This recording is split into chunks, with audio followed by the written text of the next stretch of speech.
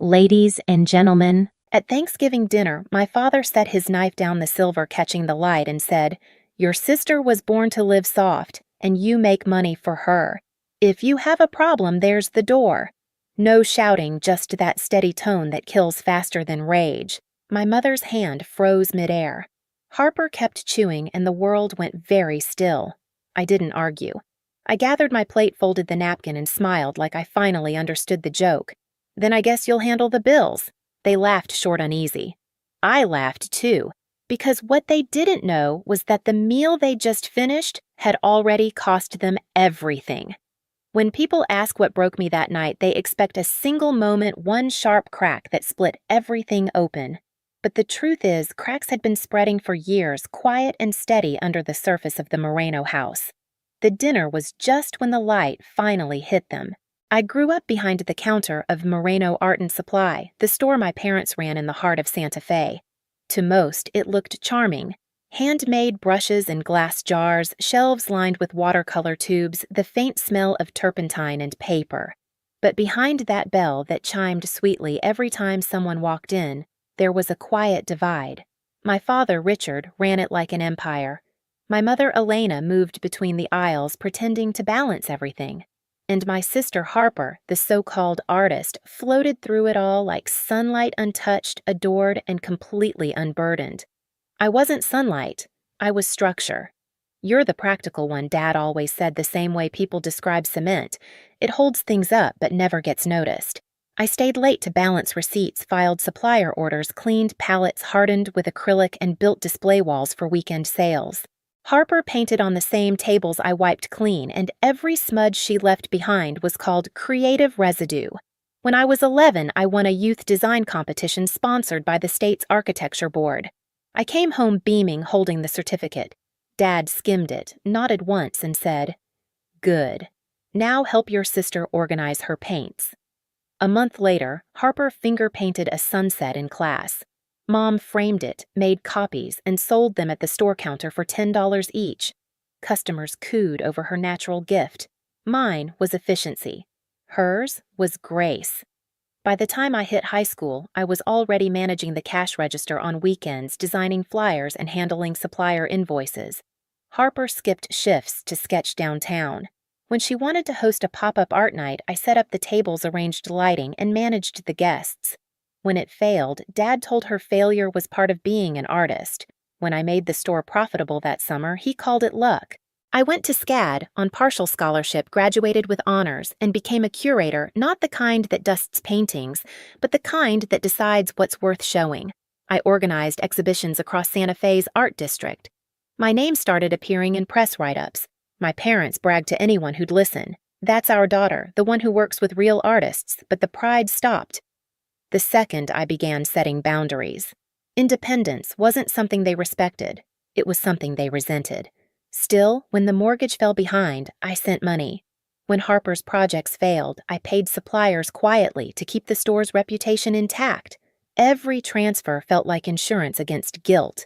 "Just temporary," Mom always said. Family helps family. I believed it until I realized I wasn't helping family. I was funding favoritism. The irony, they thought that Thanksgiving table was about gratitude. They didn't know it was my last act of it. The week before Thanksgiving, I barely slept. Between finalizing the winter exhibition and reviewing loaned works from 2 private collectors, I was running on caffeine and adrenaline. Still, I drove to my parents' house the night before the holiday, just like always. Some habits die slower than love. The house looked the same as it had for 20 years, the cracked adobe walls, the crooked Moreno Art and Supply sign hanging off one chain, the scent of oil paint that never really left. But inside, everything felt smaller. Or maybe I had just outgrown it. Harper was already there, lounging on the couch, scrolling through her phone. She was wearing a camel-colored coat that probably cost more than my rent. "Mom and Dad surprised me," she said, tilting her wrist to show off a gold bracelet. "It's for my art reel milestone." A milestone. The reel had 500 likes. I set my bag down and smiled thinly. "Congratulations," I said, the word dry in my mouth. Dad walked in, wiping his hands on a dish towel. "Kate, did you bring the cranberry chutney?" he asked, not looking up. Yeah, it's in the fridge. Good, he said. Make sure it's plated right before dinner. You know presentation isn't your mom's strong suit. I almost laughed. I'd curated full museum exhibits with precision lighting and temperature control, but somehow my father still thought my biggest contribution was knowing where to place side dishes. Dinner started warm, the usual chorus of pleasantries and wine. Mom fussed over the table settings. Harper talked about her brand partnerships. I stayed quiet, cutting my turkey into small, perfect pieces. Then Dad cleared his throat, that familiar signal that he was about to make something sting. Your sister's been doing so well lately, he said, smiling at Harper. We're proud of her. She was born to live soft, you know. Always had that touch. The knife slipped slightly in my hand. Soft, I repeated. He nodded, oblivious, or maybe deliberate.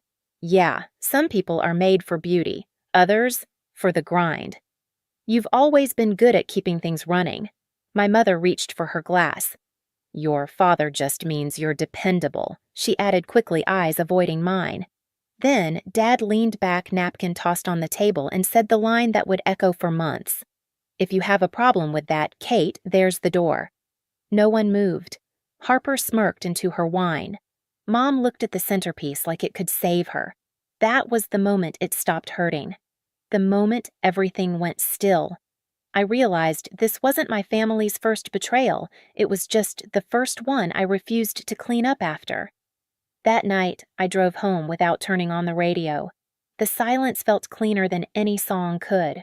The headlights stretched down the highway, cutting through the desert like two steady lines of truth, cold, bright, irreversible. I didn't cry. I didn't even feel angry. It was something sharper than anger, something cold and oddly steady. For the first time in my life, I wasn't reacting. I was observing, curating like always. Except this time, the exhibit was my own family, and I was done pretending their chaos was art. Mason was still awake when I walked into the apartment. My boyfriend had a camera in his lap, sorting through prints from his last shoot. He looked up immediately. How bad I hung my coat toed off my shoes. Bad enough to end it, I said. All of it. He waited. He always did. I told him everything, the toast, the silence. The way Harper smiled like she'd finally won a game I never agreed to play. I expected my voice to shake somewhere in the retelling, but it didn't. It came out calm, almost detached, like I was describing someone else's life. So what now? Mason asked. I opened my laptop and pulled up my financial folders. The screen's glow reflected in the window, casting both of us in pale blue. Now, I said, I stopped funding my own humiliation. I had been transferring money every month for nearly 4 years. Mortgage payments, supplier bills, the occasional temporary loan. All logged neatly in folders labeled Family Support Business Help Harper Supplies. I started deleting auto-pay authorizations one by one. Mortgage account remove access. Supplier line revoke approval. It felt like snipping invisible wires that had held me hostage. Mason didn't interrupt. He just handed me a mug of tea the way you hand someone a towel after they've stepped out of the wreckage. By midnight, I drafted a short email to my father-mother and the store's business account. Effective immediately, I'm ending all financial contributions and access to shared accounts. Please remove my name from store operations. Kate. I didn't add threats or explanations, just that. Precision is its own language. The next morning, I woke up early, not from anxiety, but from clarity. I showered, dressed, and drove to the gallery. My assistant Clara looked surprised to see me. You're working today? Yeah, I said, flipping through the exhibition plan. I'm renaming the winter show. She blinked. To what boundaries? The title hit me like oxygen. Every piece suddenly made sense. The sculptures about containment, the paintings about negative space, the installations that used glass walls instead of open rooms. It wasn't just art anymore. It was message. 3 days later, the phone started ringing. First Mom, then Dad, then Harper. I didn't answer. I just watched the missed calls pile up like brushstrokes, desperate, uneven, loud. Voicemails poured in. Kate, the mortgage payment bounced. Call us, your mother's not sleeping. Hey sis, maybe you can front me a little until my collab clears. Each one went straight to archive. That weekend, I walked through the nearly finished exhibit alone. The lights were dim, the gallery quiet except for the hum of the ventilation system. I stopped in front of a piece I'd almost cut a cracked mirror suspended from the ceiling, the shards catching and distorting the reflection of whoever stood beneath it. I stared at my fractured reflection and thought, finally, it looks honest. Outside, snow began to fall soft, slow, unbothered. For once, so was I. The first voicemail came at 8:14 a.m. on a Tuesday. My father's voice was tight-clipped. "Kate, the supplier account's locked. I need you to fix it. No greeting, no apology, just command." By noon, my mother called. Her tone was the opposite sweet, desperate tremoring. "Your father's stressed. We're behind on the mortgage again. Could you just cover this month? Just this one." Then Harper's message arrived, sing-song and self-assured. "Hey sis, we're planning a new art night at the store. I need you to send $10,000 to secure the space. I'll put your name on the promo promise." I didn't reply to any of them. I didn't have to. The silence would speak. By the third day, the emails came. Payment overdue, supplier suspension notice, past due warning. Every digital echo of the very system I'd maintained for years now turned against them. For once, the business they'd treated like a family heirloom was showing what it really was, an unpaid bill dressed as legacy. I drove past the store that Friday afternoon, not to gloat, but to see the place objectively. The window displays I once designed were faded now. Harper's prints were still taped up, sun-bleached, curling at the edges. A handwritten sign read, "Closed early family emergency." Inside, I saw my father, pacing phone pressed to his ear. My mother stood behind the counter, clutching her back. Harper sat on a stool, scrolling, pretending it wasn't happening. The sight should have hurt. Instead, it settled me. For the first time, I wasn't part of their performance. That evening, Aunt Lillian called. She never called unless it mattered. "Your parents are in trouble," she said. "IRS sent a notice about deductions from Harper's gallery year. They claimed business expenses that don't exist." I let the words hang. And they listed you as a secondary guarantor," she said quietly. "But the audit only goes back 3 years. You can clear your name easily, Kate, but they can't." That night, I drafted one final message to my parents and Harper. "I've been notified about the tax discrepancies tied to the store. I'm not involved, and I'll be submitting the required separation documents this week. Please refrain from listing my name on any future filings or accounts. No emotion, no threat, just truth, cold, final, and irreversible." By Saturday, my father showed up at my apartment. I heard the knock before I saw him on the security camera, same leather jacket, same authority that used to make me freeze. He didn't look angry this time. He looked small. "Open the door, Katie." I didn't. He spoke through the crackling speaker. "You think you can just walk away? This family falls apart without you." I pressed the intercom. "Then maybe it should." He banged once hard. "You owe us after everything we've done." I laughed before I could stop myself. "You're right," I said softly. "And I've finally paid in full." Then I ended the call. By Sunday, the store's credit was frozen. Harper posted a vague Instagram story about toxic energy and family betrayal, which ironically went viral enough for the local paper to pick up the story. That Monday, I arrived at the gallery early to meet with the press about boundaries. The irony didn't escape me. The same people who once told me to stay behind the scenes were now watching my name headline the city's art page. The exhibition opening was full curators, collectors, artists I admired for years. I walked through the crowd, greeting guests, adjusting lights. The mirror installation glimmered under the track lamps, its shards catching the room in hundreds of fractured reflections. Halfway through the night, Mason touched my arm. "They're here," he murmured. I turned. My parents stood near the doorway. Richard in his old blazer, Elena clutching her purse like a lifeline. Harper trailed behind them, face pale under her makeup. They looked like tourists who'd wandered into the wrong museum. Dad started toward me. "We need to talk." I smiled, politely professional. "This isn't the place." "Then make it the place," he snapped. "We're drowning Kate. The bank." "The bank," I interrupted, "doesn't take guilt as currency." Mom stepped forward, voice cracking. "We just need your help until things settle." I shook my head. "You mean until I settle your debts again?" Harper spoke then, her tone sharp but brittle. "You're acting like you're better than us." I met her eyes. "No, I'm acting like I finally believe I'm enough." The guests had gone silent around us, though none pretended not to listen.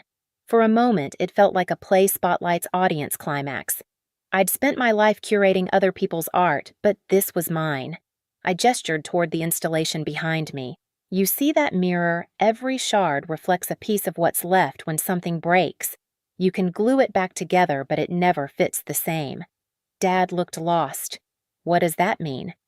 "It means you can fix your store or not," I said quietly. "But I'm not one of the pieces you get to reattach."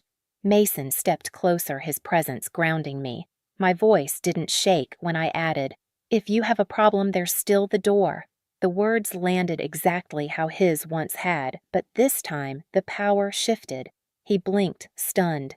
Then, without another word, he turned and walked out, my mother following.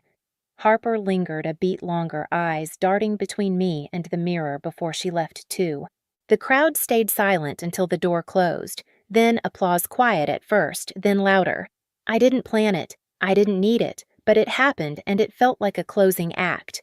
Later that night, when the gallery emptied, I stood alone in the glow of the last spotlight. Mason came up beside me. "You okay?"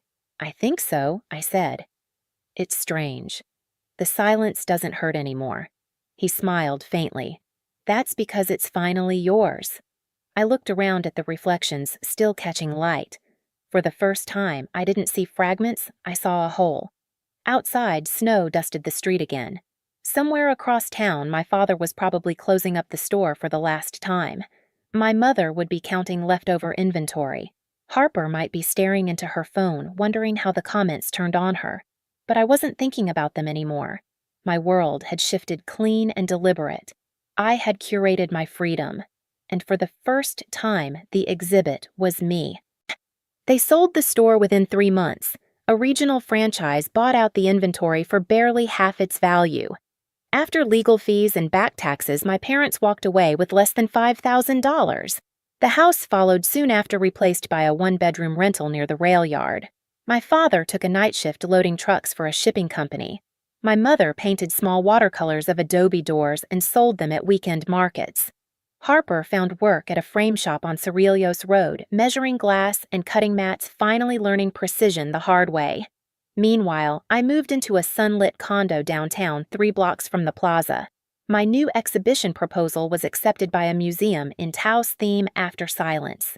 The irony wasn't lost on me. Mason helped me hang the first mock-up hands, steady eyes proud. When the opening invitation went live, I stared at the headline curated by Kate Moreno.